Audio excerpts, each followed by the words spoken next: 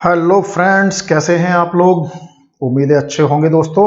और कल की तरह आज देखिए आप लोगों का फिर स्वागत करता हूं मैं केपी सिंह आज की इस क्लास में।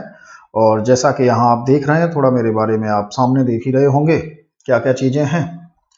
तो ये सारी चीज़ें तो आपको कहना चाहिए, थोड़ा कॉन्फिडेंस दिलाने के लिए ज़रूरी हो जाता है भाई कि आप सुरक्षित हाथों में है आपकी प्रिपरेशन। यहाँ पर अपना टेलीग्राम ग्रुप का लिंक आप देख रहे हैं दोस्तों। तो टेलीग्राम ग्रुप अगर ज्वाइन नहीं किया है तो ज्वाइन कीजिए। वहाँ से आपको पीडीएफ मटेरियल का फ़ायदा मिलता रहेगा। मटेरियल मैं लगभग रोज़ ही दे देता हूँ। कल की जो क्लास हुई थी उसकी मटेरियल भी आपको पीडीएफ ग्रुप पर अपलोड कर दी गई है। तो जिन लोगों के पास नहीं, जिन्होंने अभी देखा है वो देख सकते हैं। और आज के क्लास की भी मटेरियल आपको मिल जाएगी दोस्तों। तो यहाँ जो हम लोग कर रहे हैं, देखिए भाई, जो टॉपिक अपना चल रहा है तो आज़ादी के बाद का भारत, ठीक है ना। जैसा कि हम लोग जानते हैं कि सिलेबस में आपका 1947 से मोस्टली 1964 तक का इतिहास और लगा हुआ है। और यहाँ की एक महत्वपूर्ण घटना रहती है भारत का संविधान, यानी संविधान का प्रारंभ। इस प्रारंभ के बारे में कुछ एक ऐसी चीजें जो सामान्यतः पॉलिटी क्लासेस से भी, पॉलिटी आपने पढ़ी होगी, पॉलिटी क्लासेस से और हिस्ट्री क्लासेस से भी और थोड़ी मिसिंग रहती है। कई सारी ऐसी चीजें हैं जो जनरली टॉपिक में नहीं आती तो मिसिंग रहती हैं। उन चीजों को मैंने बेसिकली लिया है आज के लेक्चर में। हो सकता है कि कुछ एक ऐसे टॉपिक्स भी आए, ऐसे फैक्ट भी आए जो आपने पढ़े हों, लेकिन कई सारे ऐसे फैक्ट भी होंगे जो आपने नहीं पढ़े होंगे। तो इसलिए आज ये संविधान का प्रारंभ का जो टॉपिक है इसको हम लोग करते हैं दोस्तों। जैसा कि आप जानते हैं, संविधान सभा के सिद्धांत का जो पहला फैक्ट लिखा हुआ है आप देख सकते हैं। संविधान सभा के सिद्धांत का प्रथम जो सर्वप्रथम दर्शन होता है वो हमें होता है 1895 के स्वराज विधेयक। ये विधेयक बाल गंगाधर तिलक के निर्देशन में तैयार किया गया था। जाहिर सी बात है, यहां पर सिर्फ एक परिकल्पना थी, एक इमेजिनेशन था कि भारत के लिए भारतीयों द्वारा निर्मित एक संविधान होना चाहिए, देश की व्यवस्था उस हिसाब से चलनी चाहिए। तो पहली बार संविधान के या संविधान सभा जो होनी चाहिए उसका दर्शन, उसको एक फिलॉसफी के तौर पर हमें स्वराज विधेयक में देखने को मिलता है। 20वीं शताब्दी की जब भी हम बात करेंगे, कई बार मैं आपको बता चुका हूं, 20वीं शताब्दी का मतलब हो गया आपका ईयर 1901 से लेकर ईयर 2000 तक। तो 20वीं शताब्दी ये हो गई आपकी 20वीं शताब्दी या 20वीं सदी, जो भी कह लीजिए, ठीक है ना दोस्तों। 20वीं शताब्दी में इस विचार की ओर सर्वप्रथम जो संकेत होता है तो महात्मा गांधी द्वारा होता है। उन्होंने 1922 में कहा था कि भारतीय संविधान जो है वो भारतीयों की इच्छा अनुसार होगा, यानी जब भी बनेगा।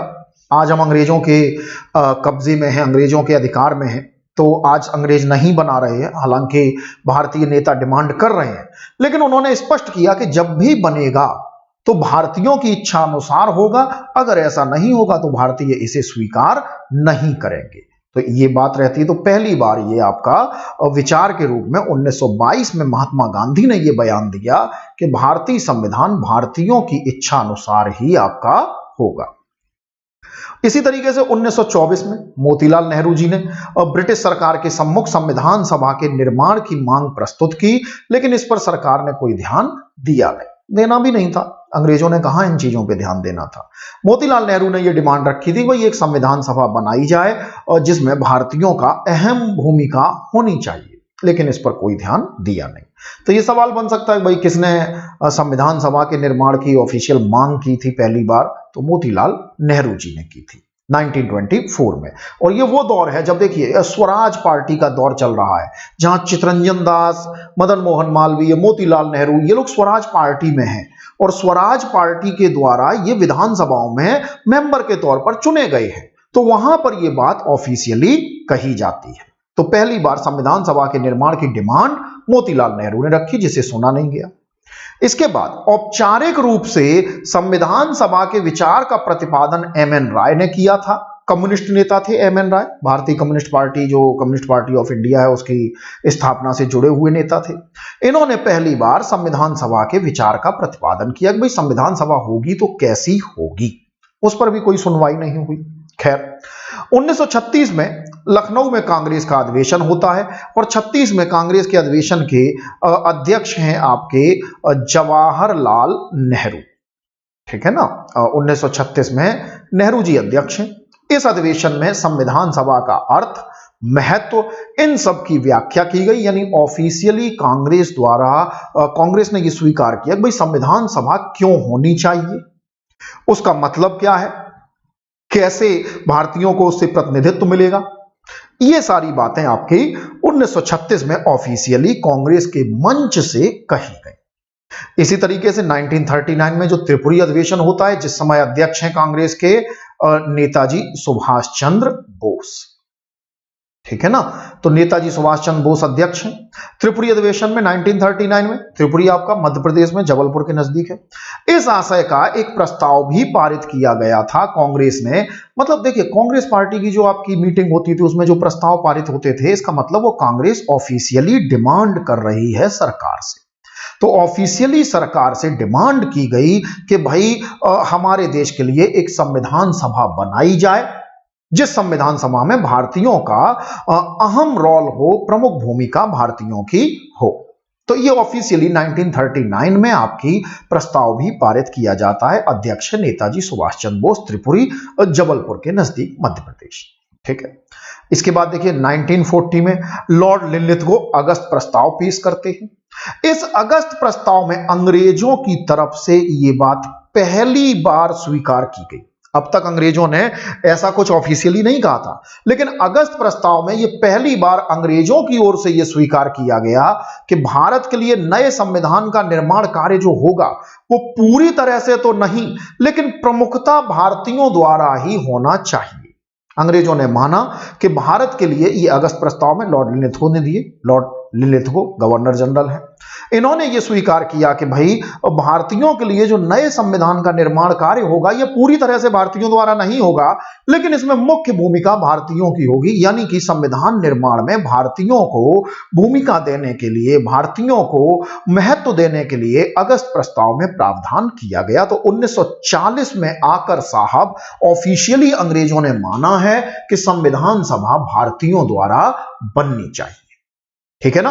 तो ये आपकी बात यहां तक आती है 1940 तक। और दोस्तों मैं बता दूं, आज आप जो देख रहे हैं रिकॉर्डेड वीडियो है, नो डाउट। इसमें अगर आपको कोई भी क्वेश्चन बनता है, कोई भी डाउट उठता है, तो फिलहाल आप कमेंट बॉक्स में पूछ सकते हैं, मैं आंसर कर दूंगा।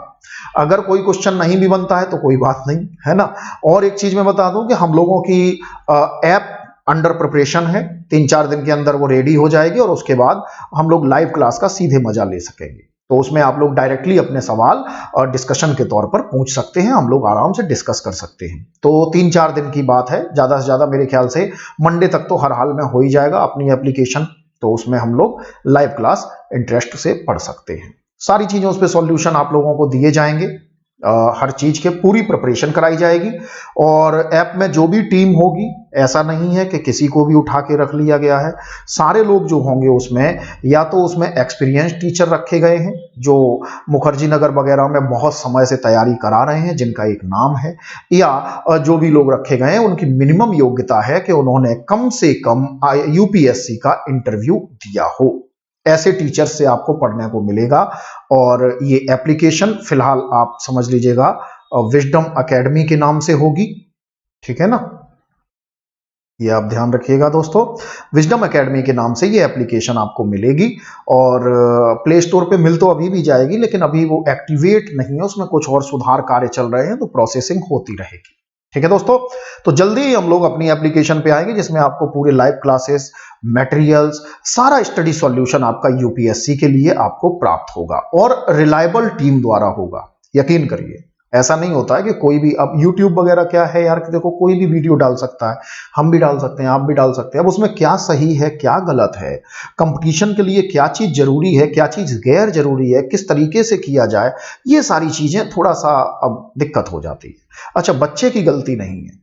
जो भी स्टूडेंट लेक्चर्स देख रहा है वो तो अट्रैक्टिव हेडिंग देखेगा, अट्रैक्टिव थंबनेल देखेगा, वीडियो अटेंड करेगा। अब वीडियो में टीचर भैया ने क्या बताया है, क्या नहीं बताया है, कह नहीं सकते। टीचर अगर योग्य हैं, सही चीज बताएंगे। और टीचर अगर मान लीजिए, बहुत सा ऐसा मैंने देखा है, यूट्यूब पर भी देखा है, कि ऐसे शिक्षक जो वनडे एग्जाम की तैयारी कराते रहे हैं, जो वनडे एग्जाम के लिए ही जाने जाते हैं, जो जीएस के नाम पे, हकीकत बता रहा हूं, मैं किसी का नाम नहीं ले रहा हूं, ना लूंगा, केवल आपका जो लूसेंट की गाइड आती है बस वही पढ़ाते रहे हैं जीएस के नाम पे, और इसी के दम पर यूपीएससी की तैयारी भी कराई पड़े। ऐसा खूब हो रहा है, यूट्यूब पर सब हो रहा है, ठीक है ना। मैं सारे शिक्षकों को नहीं कह रहा हूं, बहुत जेन्युइन टीचर भी मौजूद हैं, ऐसे ऐसे टीचर भी मौजूद हैं जिनसे पढ़ें तो आपको वाकई प्रिपरेशन हो रही है, अच्छा पढ़ा रहे हैं। ऐसे भी टीचर हैं जो इस लेवल के हैं लेकिन यहां पर आपके यूपीएससी की तैयारी के नाम पर कुछ भी परोस दे रहे हैं।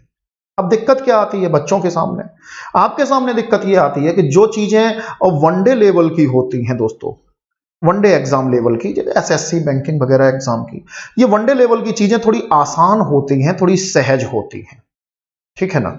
ये आसान चीजें होती हैं तो भाई सिंपल होती हैं तो आपको जल्दी समझ आ जाती है, आपको लगता है बिल्कुल सही है, बहुत बढ़िया, तुरंत समझ आ गया, ठीक है ना। यूपीएससी में आएंगे तो थोड़ा दिमाग लगाना पड़ेगा, टॉपिक के डेप्थ में जाना पड़ेगा। जब आप टॉपिक के डेप्थ में जाएंगे तो ये समझदारी जो है वो जल्दी डेवलप नहीं होगी। जाहिर सी बात है आपका क्राइटेरिया बन जाएगा भाई, सिंपल सी बात है, जिस टीचर की बात जल्दी समझ में आए वो अच्छा टीचर है, जो टीचर ज्यादा विस्तार दे रहा है, ज्यादा चीजें देर में समझा पा रहा है या देर में समझ आ रही है, वो टीचर अच्छा नहीं है। ये नॉर्मल फिनोमेना है, एज अ स्टूडेंट मैंने भी महसूस किया है, हम भी विद्यार्थी थे, ठीक है ना, ज्यादा दिन नहीं हुए हमको विद्यार्थी जीवन छोड़े हुए, तो कुल मिला के ये चीजें हो जाती हैं। तो दोस्तों ऐसे में हमारी जो भी टीम रहेगी उसमें आपके सारे एक्सपीरियंस लोग हैं जिनका लंबा एक्सपीरियंस है, और या फिर जो भी नया व्यक्ति है तो उसके लिए इंटरव्यू फेस्ड होना चाहिए यूपीएससी का, कम से कम ये क्राइटेरिया रखा गया है। ऐसी ही टीम से आपको विजडम एकेडमी पर पढ़ने को मिलेगा। जब बन जाएगी ऐप, एप्लीकेबल हो जाएगी, आपकी एप्लीकेशन में आ जाएगी तो आप लोगों को सूचना मैं दे दूंगा, ठीक है दोस्तों। तो ये ध्यान रखिएगा भाई, वनडे वाले टीचर से मतलब सिविल नहीं करा पाएंगे, ये हकीकत है, क्योंकि सिविल सर्विसेज में केवल आपको इतना ही जान लेना काफी नहीं है कि मुगल बादशाह मतलब मुगल वंश की स्थापना किसने की, इतना ही जान लेना काफी नहीं है, क्यों की, कैसे की, कौन सी परिस्थितियां थी, उस पे मेंस के क्वेश्चन कौन से बनते हैं, उस पे प्री के क्वेश्चन कौन से बनते हैं, वो किस तरीके से आधुनिकता से जुड़ता है, ये सारी चीजें बहुत डेप्थ में जाना होता है दोस्तों। यूपीएससी में हिंदी मीडियम में सिलेक्शन ना होने का ये एक बहुत बड़ा कारण है। हिंदी मीडियम का बच्चा अपने आप में बहुत होशियार होता है, उसे बहुत दिमाग होता है, वो टीचर पे ट्रस्ट करने से पहले अपने पे ट्रस्ट करता है कि भाई वो अच्छे से जानता है, बच्चे बहुत सारे ऐसे होते हैं वो अच्छे से जानते हैं कि शिक्षक क्या पढ़ाए और क्या ना पढ़ाए। जाहिर सी बात है मिसगाइड होते हैं बच्चे, आप लोग सिंपली कॉलेज वगैरह से पढ़ के आए होते हैं तो आपको उतनी समझ नहीं होती है, यकीन मान लो ज्यादातर लोगों को नहीं होती है, कुछ बच्चों को होती है, जिनके कुछ घर में, परिवार में, रिलेशन में या सीनियर्स में कोई कंपटीशन लेवल पर जा चुका है तो उनकी समझ डेवलप हो जाती है, लेकिन ज्यादातर बच्चों की नहीं होती है। इसलिए कंफ्यूज मत होइएगा, टीचर पर भरोसा कीजिए दोस्तों, टीचर पर भरोसा करेंगे पास हो जाएंगे, ये ध्यान रखिएगा। तो ये आपको बहुत जरूरी है कि आप समझिएगा भाई, सही पैनल का चयन कीजिएगा। बहुत सारे YouTube चैनल चल रहे हैं जिन पर बहुत सारे बड़े बड़े प्लेटफॉर्म चल रहे हैं, और वनडे टीचर्स आपके सिविल की तैयारी कराए पड़े हैं, लूसेंट पढ़ाए पड़े हैं साहब, इससे ज्यादा, क्योंकि टीचर ने इससे ज्यादा पढ़ाया नहीं है, लूसेंट ही पढ़ाई है, लूसेंट पढ़ाई है, वही पढ़ा रहे हैं, आपको लग रहा है वाह बहुत अच्छी जीएस की तैयारी हो जा रही है मेरी, होती नहीं है। जब एग्जाम आता है तो औंधे मुंह गिरते हैं बच्चे, प्री में स्कोर जो आते हैं लोगों के 22 क्वेश्चन के 28 क्वेश्चन, पास नहीं होते, ये ध्यान रखिएगा। तो खैर दोस्तों आगे बढ़ते हैं टॉपिक पे, तो ये ध्यान रखिएगा बेटा, टीचर हमेशा, मैं ना तो अपनी प्रशंसा कर रहा हूं ना किसी की बुराई कर रहा हूं, सिर्फ आपको एक फैक्ट बता रहा हूं कि ये हकीकत है और ये वास्तविकता आप महसूस कर सकते हैं। अगर आप दिल्ली वगैरह गए होंगे तो बहुत से टीचर मुखर्जी नगर वगैरह में, लक्ष्मी नगर में वनडे कोचिंग में पढ़ा रहे थे, वो आज यूपीएससी की तैयारी साहब यूट्यूब पर करा रहे हैं। यूट्यूब के अलावा बहुत सारी प्लेटफॉर्म से जुड़ के भी करा रहे हैं, बड़े बड़े प्लेटफॉर्म से, ठीक है ना। तो ये चीजें होती हैं भाई, क्या करिएगा, समय है, सबकी अपनी अपनी मर्जी है। व्यक्ति अपनी जिम्मेदारी भूल जाता है कि वो बच्चा अपने महत्वाकांक्षा में बच्चे के भविष्य से खेल रहा है, ये गलत है, क्योंकि आप लोगों का समय बहुत कीमती है, आपके समय का पूरा सदुपयोग होना चाहिए, तभी आपके फ्यूचर के लिए अच्छा होगा। हम आपको हल्की चीजें पढ़ा दें, गलत चीजें पढ़ा दें, आपको 2 साल बाद पता चले कि अरे यार इससे तो काम ही नहीं हो रहा है, आपके 2 साल तो चले गए यार। भले आप 2 साल बाद दूसरे टीचर से पढ़ के, अच्छे शिक्षकों से पढ़ के, अच्छे मटेरियल से पढ़ के सिलेक्ट हो जाएं, लेकिन 2 साल तो चले गए ना। इसका पाप तो उस व्यक्ति पर भी है जिसने आपको सही से नहीं पढ़ाया, खैर उसका पाप ईश्वर समझेगा जो भी होगा, लेकिन आपको भी तो अपना फैसला सही से लेना है दोस्तों। तो ये चीज आप ध्यान रखिएगा, मेरी रिक्वेस्ट है आपसे। फ्यूचर और समय बहुत कीमती है, इसको बचा के रखिएगा। ठीक है ना। तो चलिए खैर, अगस्त प्रस्ताव में यह बात हो गई कि भारतीयों द्वारा ही भारत का संविधान बनाया जाएगा, जिसमें प्रमुख भूमिका भारतीयों की होगी।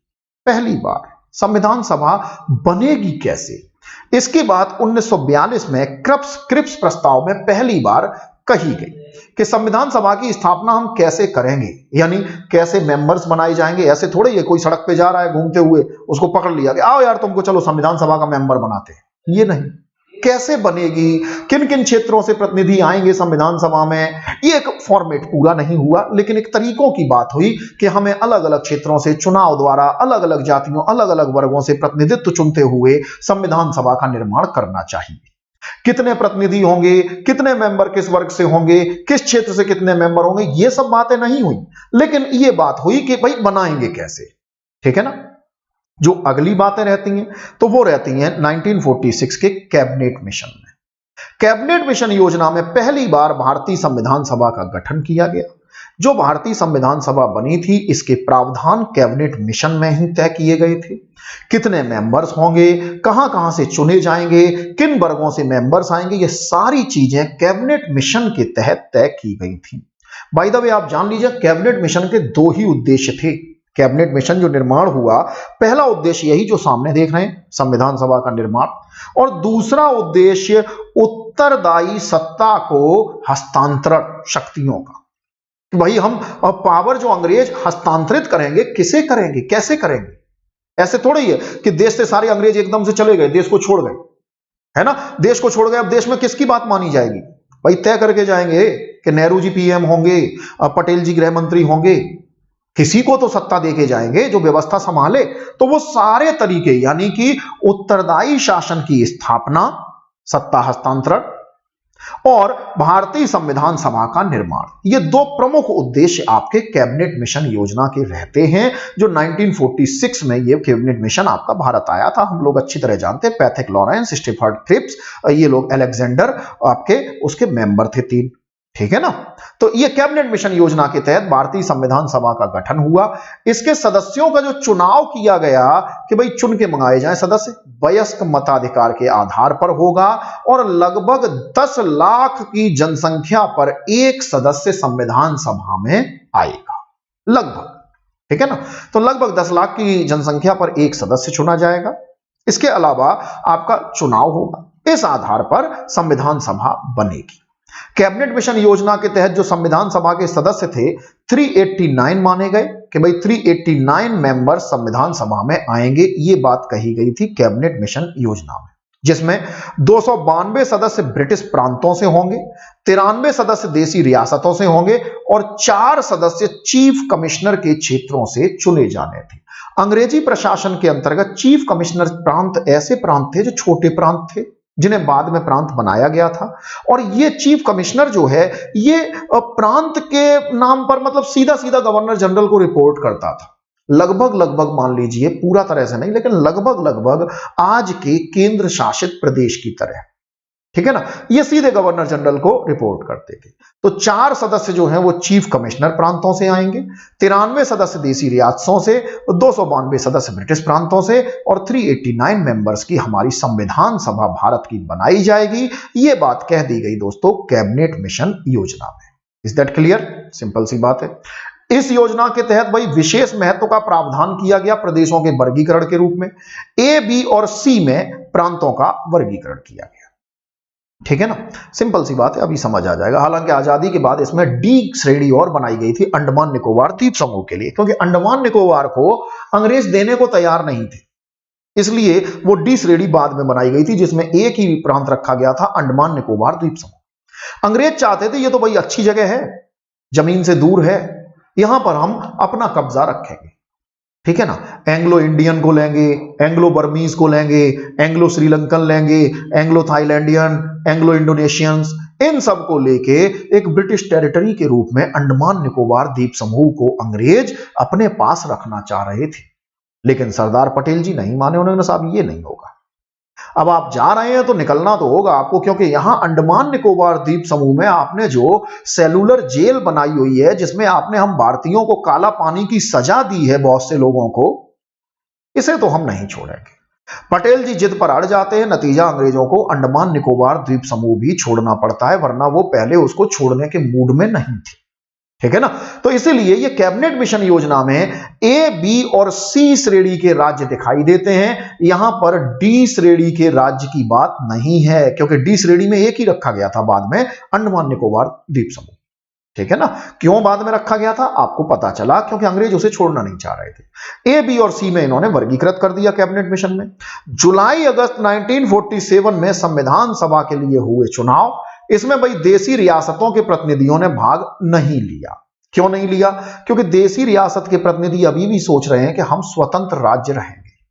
ठीक है ना। देसी रियासत के लोग सोच रहे हैं, राजा रजवाड़े जो हैं, कि हम स्वतंत्र राज्य रहेंगे। यहां पर जैसे कि आप देखते पटेल जी की जो भूमिका होती है बड़ी महत्वपूर्ण होती है। भारत में लगभग 562 देसी रियासतें थीं, छोटी बड़ी मिला के, और पटेल जी ने यहां पर देसी रियासतों का एकीकरण किया था। कैसे किया था? इन देसी रियासतों के शासकों को समझाया था। सिंपल सी बात है, उन्होंने सीधे देसी रियासतों के राज्यों को प्रलोभन दिए, राजाओं को, कि आप लोगों की संपत्ति की सुरक्षा की जाएगी, आपको राज्य में विशेष सम्मानित अधिकार दिया जाएगा, कई जगह राज्य प्रमुख का पद भी दे दिया गया। ठीक है ना। प्रिवी पर्स की सुविधा दी गई। प्रिवी पर्स मतलब कि उनकी संपत्ति की सुरक्षा और उन्हें कई सारे विशेषाधिकार, ये लालच दिया गया। बहुत से राजा इससे लपेट में आ गए। पटेल जी ने धमकी भी दी, बहुत सारी रियासतों को धमकी भी दी कि भाई देखिए, आपकी रियासतों में जनता जो है वो राष्ट्रीय आंदोलन से जुड़ी रही है और जनता भारत के साथ है, और अगर जनता भारत के साथ है तो आप राजा तो बने हुए हैं, समझ लीजिएगा, हमें कांग्रेस को इशारा करने की देर है, जनता विद्रोह कर देगी, विद्रोह कर देगी, आपके महल में घुस जाएगी, महल में घुस जाएगी, फिर रह लेना राजा। ठीक है ना। धमकी भी दी। तो धमकी भी भाई एकीकरण के लिए जरूरी था, नैतिक रूप से उचित नहीं है, लेकिन भाड़ में गई नैतिकता यार। अगर ऐसा होता, अगर पटेल जी ये सब ना करते तो भारत कई छोटे छोटे देशों में विभाजित होता। मालूम चला कि आप लखनऊ से इंदौर जा रहे हैं तो 6 राज्यों की, 6 देशों की सीमा पार करके आप फॉरेन टूर पर जा रहे हैं, जगह जगह पासपोर्ट, वीजा, ये सब लग रहा है। ठीक है ना। तो पटेल जी ने बहुतों को प्रलोभन दिया, बहुतों को धमकी दी, बहुतों को लालच दिया। इस तरीके से उन्होंने 3 रियासतों को छोड़कर बाकी सबको भारत में मिला लिया, और 3 में भी हैदराबाद और जूनागढ़ का मैटर तो उन्होंने पॉजिटिवली सॉल्व कर दिया, केवल कश्मीर का मैटर उलझ गया। ठीक है ना। तो 562 क्वेश्चन उनके आए पेपर में, एक क्वेश्चन गलत हो गया, तो ये उस समय की सरकार की बड़ी उपलब्धि है, मामूली बात नहीं था राज्यों का एकीकरण। पटेल जी ने साफ कहा था इन लोगों से कि जो अंग्रेजों को आपने दे रखा था वही हमें दे दीजिए, अंग्रेजों को आपने अपना डिफेंस दे रखा था वही भारत को दे दीजिए, अंग्रेजों को आपने विदेश संबंध दे रखे थे वही हमें दे दीजिए, अंग्रेजों को आपने संचार दे रखा था, कम्युनिकेशन, टेलीकम्युनिकेशन हो गया, ट्रांसपोर्टेशन हो गया, ये सब वायु मार्ग, जल मार्ग, रेल मार्ग, ये सब संचार के तहत आ जाते हैं, वही हमें दे दीजिए। तो शुरू में पटेल जी ने यही प्रलोभन रखा था कि हम केवल उतना ही स्टेटस आपसे मांग रहे हैं जितना आपको अंग्रेजों ने दे रखा था, बाकी आप जैसे थे वैसे बने रहिए, क्योंकि यह जरूरी था, वरना ये देसी रियासतें अलग अलग राज्य बनाते, अलग अलग देश बनाते, कैसा भारत होता, बहुत बेकार भारत होता, बहुत छोटा भारत होता। ठीक है ना। तो ये सब पटेल जी ने किया। तो देसी रियासतें यहां तक अभी स्वतंत्र रहने का सपना देख रही हैं, नतीजा प्रतिनिधि इसमें शामिल नहीं हुए देसी रियासतों के, किसमें? संविधान सभा के चुनाव में। ठीक है। नतीजा, जो ब्रिटिश प्रांतों के अंतर्गत 296 सीटें आ रही थी, जिसमें 292 प्रांत ब्रिटिश प्रांत और 4 चीफ कमिश्नर प्रांत, ठीक है ना, इनके लिए चुनाव हुआ। इसमें कांग्रेस ने 208 सीटें जीती, 78 में से 73 मुस्लिम सीटें। आपको मालूम है 1909 से मुस्लिमों को पृथक निर्वाचन दे दिया गया था, मुस्लिम सीटें अलग डिक्लेयर कर दी गई थी। 78 मुस्लिम सीटें थी, जिसमें से 73 मुस्लिम लीग ने जीती, बाकी पर कांग्रेस के भी मुस्लिम सदस्य जीते। तो ये चीज आपकी मुस्लिम लीग के खाते में 73 सीटें चली गई। प्रांतों के जो 296 सदस्य बने, इसमें 213 सामान्य वर्ग से थे, यानी सिंपल सी बात है हिंदू वर्ग से थे। ठीक है ना। यहां सामान्य का मतलब जनरल नहीं, हिंदू वर्ग से, दलित भी थे इसमें ओबीसी भी थे, इसमें सवर्ण भी थे, सब थे। ठीक है ना। उन्हें सामान्य वर्ग कहा गया। 213 सामान्य वर्ग से थे। 79 मेंबर्स आपके मुस्लिम थे, जिसमें मुस्लिम लीग के मुस्लिम थे, कांग्रेस के भी मुस्लिम थे। इस तरीके से मुस्लिम लीग के और अन्य वर्ग, कुल टोटल 79 मुस्लिम मेंबर्स आए। 4 मेंबर्स आपके सिख प्रतिनिधि चुने गए थे। तो ये आपका स्ट्रक्चर रहता है जो संविधान सभा निर्मित होती है, उस संविधान सभा का। Is that clear? सिंपल सी बात है। ठीक है दोस्तों। अब जुलाई 1946 में संविधान सभा की वही प्रथम बैठक हुई। इसमें मुस्लिम लीग ने भाग नहीं लिया। मुस्लिम लीग तो केवल अड़ी हुई थी कि हमें तो बस अलग पाकिस्तान चाहिए, हमारा अलग पाकिस्तान बनेगा तभी हम मानेंगे, अन्यथा हम किसी चीज पर नहीं मानेंगे, हमें भारत की संविधान सभा या भारत के संविधान इन सब में कोई ट्रस्ट नहीं। तो मुस्लिम लीग इसमें भाग नहीं लेती है। खैर, जब 3 जून 1947 को यह क्लियर हो गया कि अब भारत का विभाजन होगा, तो मुस्लिम लीग का तो फिर कोई मतलब नहीं रह गया। इसमें विभाजन होगा तो अब मुस्लिम लीग अपना अलग समझे। ठीक है ना। तो इसके बाद संविधान सभा का पुनर्गठन किया गया, दोबारा से संविधान सभा की वैल्यू डिसाइड की गई। इसमें अब के बार संविधान सभा में सदस्यों की संख्या 324 निश्चित की गई, जो 389 थी अब 324 कर दी गई। ठीक। लेकिन 31 दिसंबर 1947 तक 299 सदस्य ही इसमें थे। बाकी सदस्यों का चुनाव नहीं हो पाया, कई कारण आ गए प्रैक्टिकल। व्यवहारिक तौर पर सदस्य संख्या 324 निश्चित की गई थी, लेकिन सदस्य केवल 299 ही थे 31 दिसंबर 1947 तक। तो इस प्रकार से दोस्तों कैबिनेट मिशन योजना का भाई संविधान निर्माण में विशेष महत्व है। कैसे महत्व है आपने देखा, क्योंकि इसी प्रस्ताव के अनुरूप भारतीय संविधान का निर्माण हुआ था। ठीक है ना, सिंपल सी बात है। कैबिनेट मिशन योजना में भाई पृथक पाकिस्तान की कोई बात नहीं थी। पृथक पाकिस्तान की योजना पहली बार मानी गई है तो इसे हम माउंटबेटन योजना के तहत देखते हैं। माउंटबेटन योजना थी, इसी में भारत का विभाजन स्वीकार किया गया था। कैबिनेट मिशन में भारत का विभाजन स्वीकार नहीं किया गया। ठीक है ना। कैबिनेट मिशन योजना के तहत जो अंतरिम सरकार बनाई जाती है उसमें 14 सदस्य रखे गए। भारतीयों को भाई सत्ता देनी है तो अब सरकार जो है भारतीयों को ही चलाने दीजिए। 14 सदस्य की एक अंतरिम सरकार, अंतरिम का मतलब होता है काम चलाऊ सरकार, कि अभी ऑफिशियल गवर्नमेंट नहीं है। ऑफिशियली गवर्नमेंट इसे तब कहेंगे जब इनका संविधान बन जाएगा। काम चलाने के लिए एक सरकार बना दी गई, और जिसमें 6 सदस्य कांग्रेस के होने थे, 5 सदस्य मुस्लिम लीग के होने थे और 1 सदस्य भारतीय ईसाई, 1 सिख और 1 पारसी सदस्य शामिल होगा। ठीक है ना। तो यह सरकार, अंतरिम सरकार का यह प्रावधान कैबिनेट मिशन योजना के लिए तहत किया गया। 2 सितंबर 1946 को इस प्रावधान के तहत अंतरिम सरकार बनती है, जिसमें जवाहरलाल नेहरू की अध्यक्षता में 12 सदस्यीय अंतरिम मंत्रिमंडल का गठन किया गया। प्रारंभ में मुस्लिम लीग इसमें नहीं आई, लेकिन बाद में 26 अक्टूबर 1946 को लीग के 5 सदस्य इस मंत्रिमंडल में शामिल हो गए। जब ये सदस्य शामिल होते हैं तो कांग्रेस के 3 सदस्य शरद चंद्र बोस, अली जहीर और शफात अहमद को त्याग पत्र देना पड़ा था। इनकी जगह अब मुस्लिम लीग के सदस्य आएंगे। 12 थे, 2 जगह तो खाली चल रही थी, 3 इन्होंने इस्तीफा दे दिया, तो 5 सदस्य मुस्लिम लीग के आ गए, 14 सदस्य पूरे हो गए। ठीक है ना। मुस्लिम लीग इसमें भाग लेती है तो इसलिए नहीं कि अंतरिम सरकार में पार्टिसिपेट करना है, नहीं, इसलिए कि अंतरिम सरकार को हमें काम नहीं करने देना है। जब ये काम नहीं करने देंगे हम इनको, तो ये खुद ही चिल्लाने लगेंगे कि भाई पाकिस्तान इनका अलग दे दो, वरना ये देश को ठीक से चलने नहीं देंगे। तो काम न कर पाए अंतरिम सरकार, इस साजिश के तहत ये 5 सदस्य मुस्लिम लीग के आपके शामिल होते हैं अंतरिम सरकार में। ठीक है ना। तो इसमें आपके देखिए भाई अंतरिम मंत्रिमंडल, मैं जरा खुद को हाइड कर देता हूं जी, आप स्क्रीनशॉट वगैरह ले सकते हैं, वैसे ये हर किताब में मिल जाता है। अंतरिम मंत्रिमंडल में देखिए जवाहरलाल नेहरू, वल्लभ भाई पटेल, बलदेव सिंह, जान मथाई, राजगोपालाचारी, इनके मंत्री भी हैं, मंत्रालय। ठीक है ना। तो ये देखिए याद करने का तरीका ऐसे, मतलब आप इनको ये पूछे जाते हैं किसके पास कौन सा विभाग था, तो नेहरू जी का तो पता ही है ना। सरदार पटेल जी का भी सबको पता ही रहता है। बलदेव सिंह देखो, बल का मतलब डिफेंस, तो इनके पास डिफेंस मंत्रालय आ गया, है ना। जॉन मथाई, उद्योग और आपूर्ति विभाग इनके पास था। मथाई नाम से ही लग रहा है कि कुछ बड़ी फैक्ट्री का ही नाम है जैसे कोई, है ना, तो फैक्ट्री का नाम है, तो ये उद्योग विभाग इनके पास हो गया। राजगोपालाचारी, इनके नाम में ही आचार्य लगा हुआ है, तो आचार्य लोग क्या करेंगे, शिक्षा ही संभालेंगे। ठीक है ना। तो इस तरीके से आप इसे आसानी से याद कर सकते हैं। एच.सी. भाभा, ठीक, इनका याद कर लें भाई, इनके पास खान और बंदरगाह मंत्रालय था। ठीक है ना, खान इनके पास है, भाभा है, भाभा मतलब कोयला खान, ये सब। डॉक्टर राजेंद्र प्रसाद नाम ही बेचारे सूरत से बड़े डाउन टू अर्थ थे, तो क्या देखेंगे, किसान टाइप का नाम ही है इनका, तो कृषि विभाग ही देखें ना, है ना। अरुणा आसफ अली एकमात्र महिला, और महिलाएं जो होती हैं एक ही है अरुणा आसफ अली, और महिलाएं तेज होती हैं और रेलवे भी तेज चलती, ठीक है ना। जगजीवन राम, बेचारे का नाम ही मजदूरों जैसा है, तो मजदूर जैसा नाम ही है तो श्रम विभाग ही ना देख पाएंगे, जगजीवन राम, ठीक।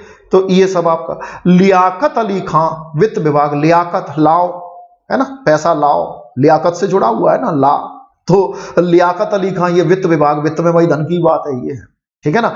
आई चुंदरीगर, चुन के रखे गए व्यापार के लिए, देखिए चुन के रखे गए, वाणिज्य विभाग इन्हीं को मिलेगा। व्यापारी चुन के रखे जाते, चुने हुए लोग, चुनी हुई चीजें आपके व्यापारी खरीदता है, तो चुंदरीगर वाणिज्य विभाग हो गया। गजनफर अली, ठीक है ना, स्वास्थ्य विभाग देख रहे हैं, देखिए गजनफर, गज होता है मतलब हाथी, हाथी की सेहत वैसे ही अच्छी होती है, सेहत अच्छी होती है तो इनको स्वास्थ्य विभाग दे दिया गया, ठीक है ना। अब्दुल रब नस्तर, रब है भाई, खुदा वाली बात है, बिना तार की बात हो रही है, तो इन्हें संचार विभाग दे दिया गया। दिया गया कि नहीं दिया गया। जोगेंद्र नाथ मंडल, देखिए मंडल आयोग आया था, आरक्षण से संबंधित था, कानून वाली चीजों से संबंधित था, तो विधि विभाग, ठीक। इस तरीके से आप इसे आसानी से याद भी रख सकते हैं भाई। तो ये शॉर्ट ट्रिक से आप ये सब चीजें थोड़ी बहुत याद करने में मदद मिल जाती है। तो मैंने आपको एक थोड़ा सा हिंट दिया, आप अपने हिसाब से भी इसको चीजों को इंटरलिंक कर सकते हैं, क्योंकि ये विभाग पूछे जाते हैं, ठीक है ना। ये आपके लीग के सदस्य पांचों थे, जिनका मकसद था कि हमें अंतरिम सरकार को सही से काम नहीं करने देना है, अंतरिम सरकार के काम में बाधा डालनी है। तो ये 5 लीग के सदस्य हैं, बाकी आपके अन्य सदस्य हैं।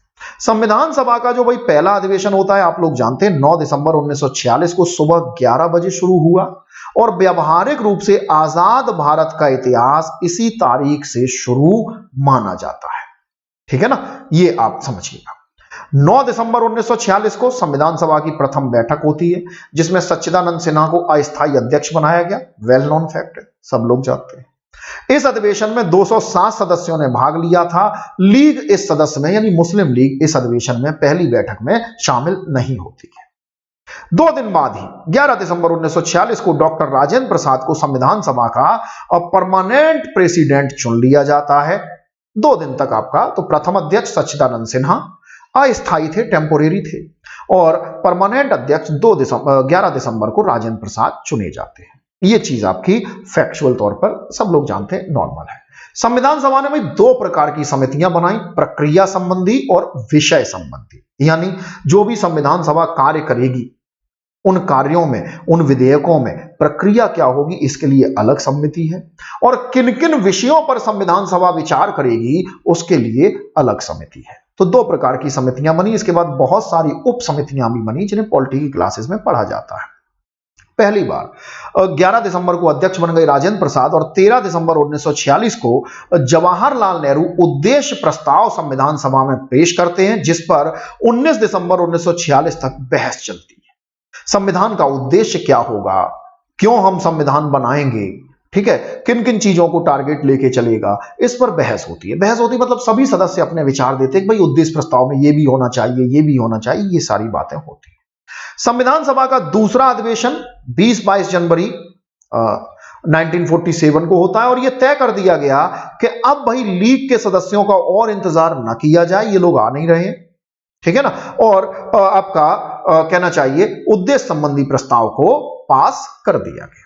जब लीग के सदस्य आ ही नहीं रहे हैं, तो इनके इंतजार में हम लोग संविधान को कब तक अटकाए रहेंगे, कब तक संविधान को रोके रहेंगे। तो संविधान को अब रोका ना जाए, बल्कि संविधान के जो उद्देश्य प्रस्ताव हैं वो अब पारित कर दिए जाए। तो ये पारित कर दिए गए जनवरी के दूसरी बैठक में, ठीक है ना। सवाल पूछा जा सकता है किस अधिवेशन में, तो दूसरे अधिवेशन में। कब हुआ, जनवरी 1947 को हुआ, जिसमें उद्देश्य प्रस्ताव पास किए गए, पेश किए गए थे पहले अधिवेशन में, ठीक है ना। तीसरा अधिवेशन संविधान सभा का 28 अप्रैल से 2 मई 1947 को होता है। इसमें भी लीग ने भाग नहीं लिया। 3 जून 1947 को माउंटबेटन घोषणा आ जाती है, जिसमें यह क्लियर हो गया कि अब भारत का विभाजन होके रहेगा, इसलिए संविधान सभा का एक बार फिर से पुनर्गठन किया गया। इस पुनर्गठन में अब सदस्यों की संख्या फिर से 324 निर्धारित की गई। विभिन्न प्रांतों और देशी रियासतों के प्रतिनिधियों का चुनाव अप्रत्यक्ष रूप से विधानसभा के सदस्यों द्वारा किया जाना निश्चित किया गया। तो यहां पर अप्रत्यक्ष चुनाव द्वारा ये 324 सदस्य संविधान सभा के लिए निर्धारित किए गए। तो ये पुनर्गठन आपका होता है, ठीक है दोस्तों। तो आज छोटी सी ही बात है अपनी सी, इतनी सी रखते हैं। शुरुआत है, इतना ही रखते हैं, क्योंकि मैं जो सोच रहा हूं मतलब जो एक बार लाइव क्लासेस आने लगेंगे उसके बाद टॉपिक को तेजी से आगे बढ़ाते हैं। अभी थोड़ा थोड़ा आप लोग जुड़े रहिएगा, मैं भी आपसे जुड़ा रहा हूं, ये भी अच्छा रहेगा। ठीक है दोस्तों, तो चलिए आज की बात यहीं तक रखते हैं। प्लीज वीडियो को लाइक जरूर कीजिएगा और दोस्तों को शेयर भी कर दीजिएगा, है ना। बेल आइकन जरूर दबाइएगा, चैनल को मेरे को सब्सक्राइब कर दीजिए भाई। आप देख ही रहे हैं मेरे चैनल पे, चूंकि नया चैनल कल ही बनाया, 20-25 सब्सक्राइबर ही है। तो आप लोग प्लीज, अगर आपको लग रहा है तो दोस्तों को प्रमोट कीजिए, थोड़ा सब्सक्राइब कराइए। जो लोग तैयारी में इंटरेस्टेड है उनको जोड़िए, यकीन जानिए फायदा होगा। ठीक है, मैं गलत नहीं, मतलब मजाक नहीं करता हूं यार, सही बता रहा हूं। अगर मैंने 2 बार आईएएस का इंटरव्यू दिया है, ठीक है ना, तो ऐसे ही नहीं दिया है। 2 बार आपका यूपीपीसीएस का भी आईव्यू दिया है, तो ऐसे नहीं दिया है। मुझे अच्छी तरह पता है बेटा कि मेंस पास करने के लिए क्या क्या चाहिए। ठीक है ना, भरोसा रखिए, जुड़े रहिएगा।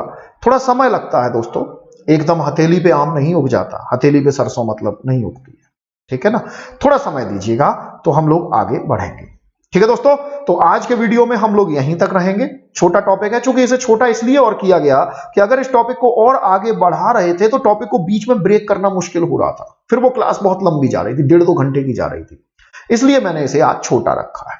ठीक है दोस्तों, तो चलिए आज की बात यहीं तक। Thank you, thanks a lot. कोई भी सवाल होता है कमेंट बॉक्स में जरूर पूछिएगा और वीडियो को लाइक जरूर कीजिएगा, शेयर कीजिएगा, और जल्दी ही हम लोग लाइव मिलेंगे। एप्लीकेशन अपनी रेडी होने को है, ज्यादा से ज्यादा मंडे या उससे पहले ही आ जाएगी। ठीक है ना, चलिए दोस्तों, thank you, thanks for giving attention. आप लोग जुड़े, वीडियो को आपने देखा, धैर्यपूर्वक देखा। आज के समय में धैर्यपूर्वक देखना बहुत बड़ी बात है, पूरा देखता कौन है। ठीक है ना, तो वीडियो को आपने देखा, इसके लिए आप सबका बहुत बहुत शुक्रिया। थैंक यू फ्रेंड्स, आज की बात यहीं तक। Thank you.